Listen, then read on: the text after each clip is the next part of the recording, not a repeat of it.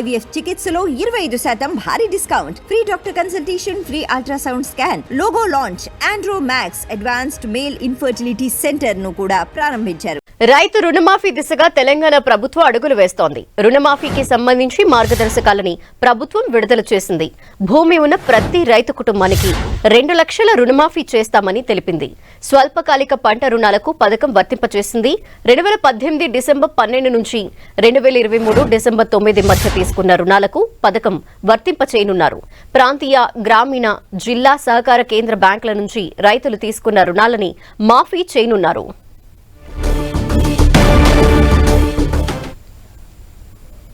రైతు రుణమాఫీకి సంబంధించిన మరి డీటెయిల్స్ మా ప్రతినిధి ప్రతాప్ అందిస్తారు. ప్రతాప్,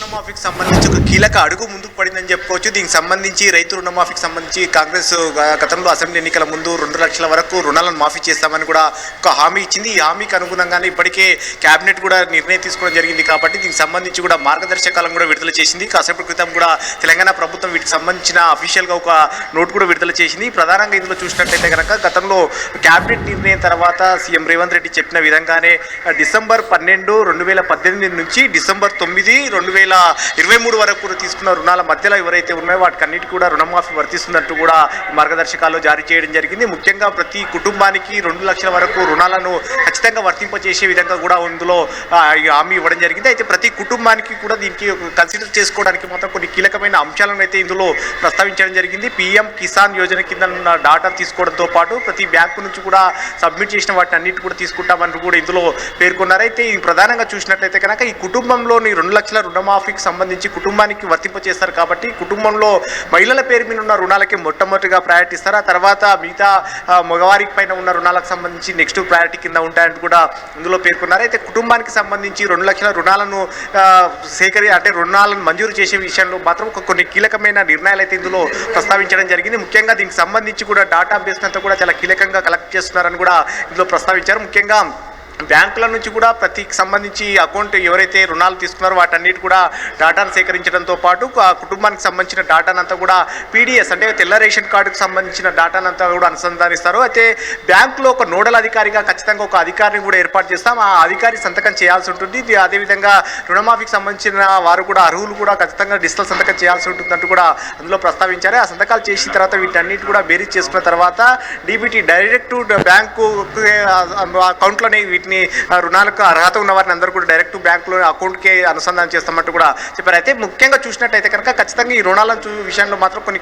టర్మ్స్ అండ్ కండిషన్స్ విషయంలో చూసినట్లయితే కనుక కుటుంబాన్ని మాత్రం బేరీజ్ చేసుకునే విషయంలో మాత్రం తెల్ల రేషన్ కార్డును ఖచ్చితంగా ప్రామాణికంగా తీసుకుంటారు. అదేవిధంగా బ్యాంకు నుంచి వచ్చే ఏదైతే డేటా ఉంటుందో బ్యాంకులో ఇచ్చి సమర్పించే ఆధార్ నెంబర్ కానీ అదేవిధంగా పీడిఎస్ అదే తెల్ల రేషన్ కార్డులో ఉండే ఆధార్ అనుసంధానం కూడా కావాల్సి ఉంటుంది. వీటిని అన్నిటి కూడా పీఎం కిసాన్ యోజన కింద కూడా వీటిని అన్నిటి కూడా డాటాను 2 లక్షల రుణమాఫీ 2 లక్షల రుణాల కంటే ఎక్కువగా ఎవరికైతే రుణం ఉంటుందో వారు ఖచ్చితంగా మాత్రం ఆ 2 లక్షల పైబడిన రుణాలు చెల్లించిన తర్వాతనే 2 లక్షల రుణాలు మాఫీ అవుతాయని చెప్పేసి కండిషన్ పేర్కొన్నారు. సో 2 లక్షల కంటే ఎవరికైతే రుణాలు ఎక్కువగా ఉన్నాయో వారంతా కూడా ఖచ్చితంగా ఏవైతే టైం బాండ్ ఫిక్స్ చేశారో ఆ టైం బాండ్ లోపల ఉన్న వారంతా కూడా ఖచ్చితంగా పైబడిన రుణాలన్నిటి కూడా చెల్లించాల్సి ఉంటుంది. ఆ చెల్లించిన తర్వాత మిగతా 2 లక్షలకు సంబంధించి కూడా ప్రభుత్వం రుణమాఫీ చేస్తారని కూడా అందులో టర్మ్స్ అండ్ కండిషన్లో పేర్కొంది. సో మొత్తం మీద దీనికి సంబంధించి ఈ కండిషన్స్ అంతా కూడా చాలా క్లియర్ కట్గా చాలా అంశాలను కూడా అందులో ప్రస్తావించడం జరిగింది. చెప్పండి. ఒకే కుటుంబం నుండి ఇద్దరు కనుక రుణాలు తీసుకుంటే ఈ నేపథ్యంలో కుటుంబంలో ఒకరికి మాత్రమే వర్తింప చేస్తారా?